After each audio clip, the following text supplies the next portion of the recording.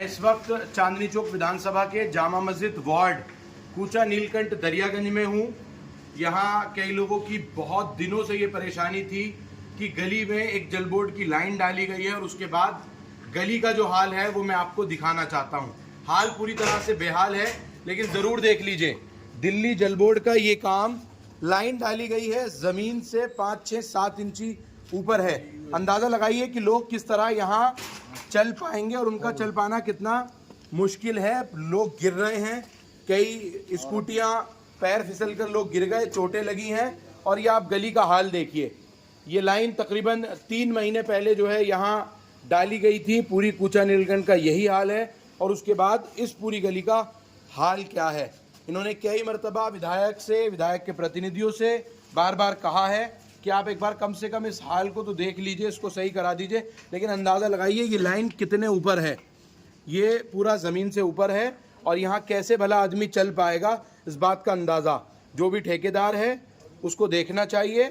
और चाहे जल बोर्ड के जेई हों, उनको इस बात को समझना चाहिए कि ये लाइन कब से इस तरह से पड़ी हुई है। पर ये पानी की पाइपलाइन है, पूरा आप देखें किस तरह का ये पाइपलाइन डाली गई है ओपनली एरिया में।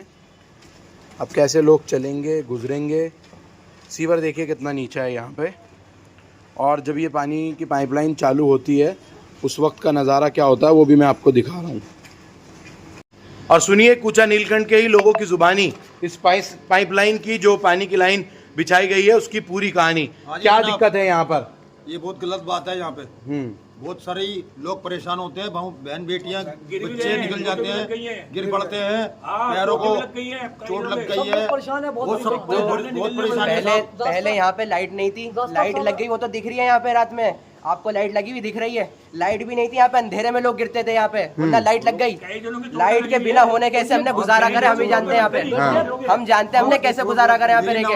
रहने लायक नहीं बची गली, बिल्कुल भी है, बिल्कुल भी रहने लायक नहीं बची गली है। इसके लिए जो आपके जिनको वोट दिया है, जो आपके प्रतिनिधि हैं, चाहे पार्षद हों या विधायक हों, उनसे नहीं कहा? सबको लगाया, सबको कहा, लेकिन कोई सुनवाई नहीं हुई। कोई सुनवाई नहीं हो रही। सबको कह रहे हैं कि कोई भी सुनने को तैयार नहीं है, करने को तैयार नहीं है, काम को खड़े होने को कोई नहीं है। अंदाजा लगाइए, जिस राज्य में ट्रिपल इंजन की सरकार हो, विधायक आम आदमी पार्टी के पिछले कई वर्षों से बल्कि दशकों से यहाँ से जीतते आ रहे हों।